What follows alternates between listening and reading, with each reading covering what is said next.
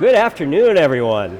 I'm Bill Brenner, Senior VP of Audience Content Strategy at Cyber Risk Alliance, parent company of InfoSec World.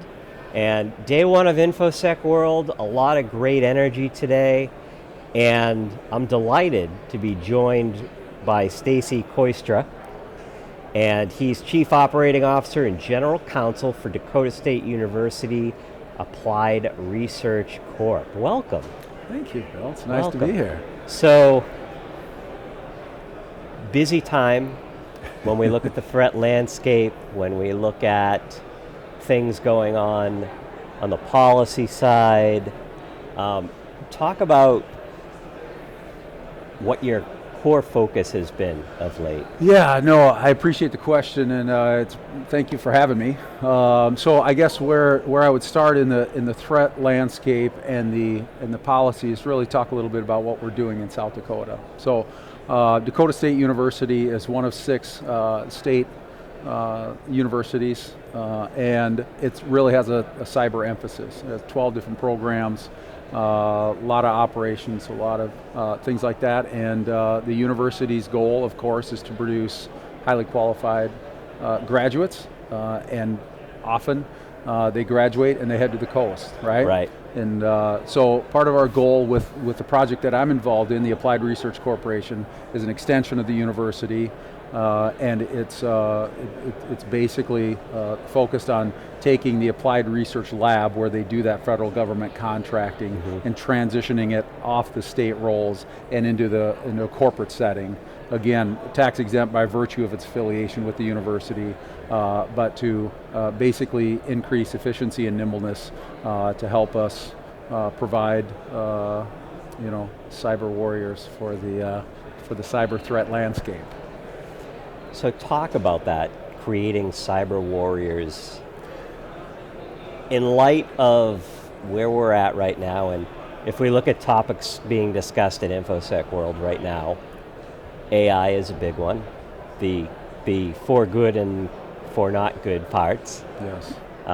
We're talking a lot this week about ransomware, about cloud security. So how do you prepare them?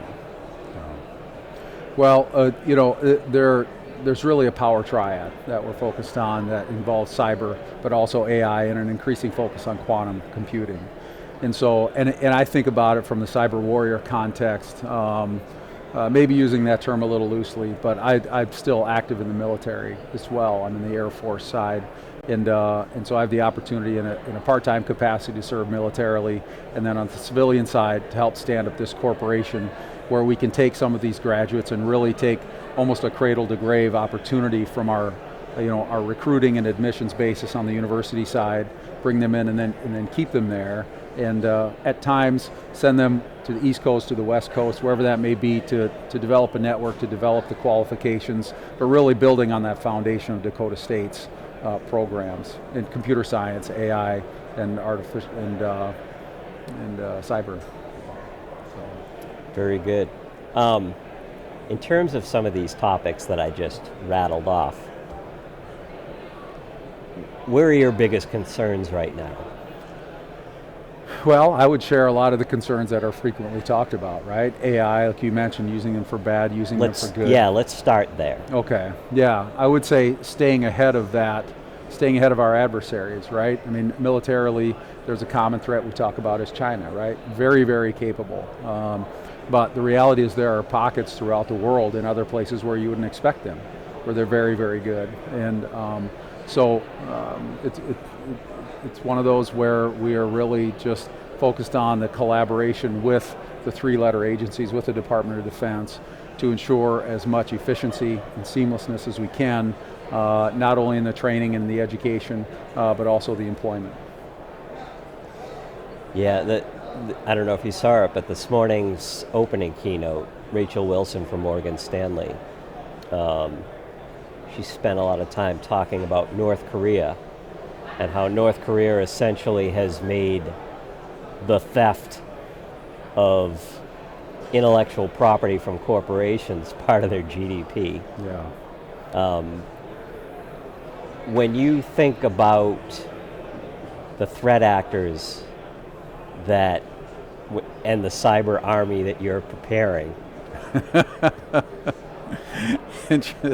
Yes, sir. Why not? We'll take it. I mean, let's call, but when you look at those things, does that match up with where your chief focus is? You just mentioned China.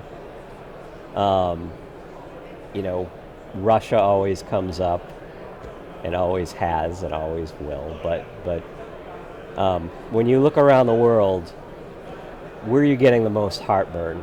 Yeah. Well, again, I mean, in common military parlance, what you hear is the three things, right? China, China, China.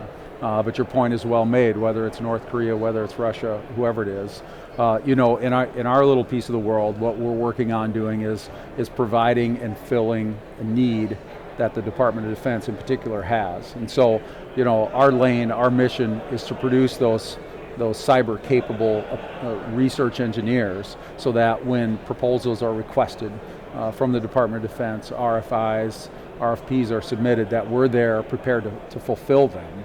And to fulfill them, as prime contractors, as subcontractors. A lot of that will be driven by, big Department of Defense, big Army, big Air Force, big Navy, and as they identify the needs, and as we continue to broaden the capabilities and the programs that we have at Dakota State University, and we can transition them into the corporation, that we can meet those needs, and we can meet them in a cost-effective, timely manner.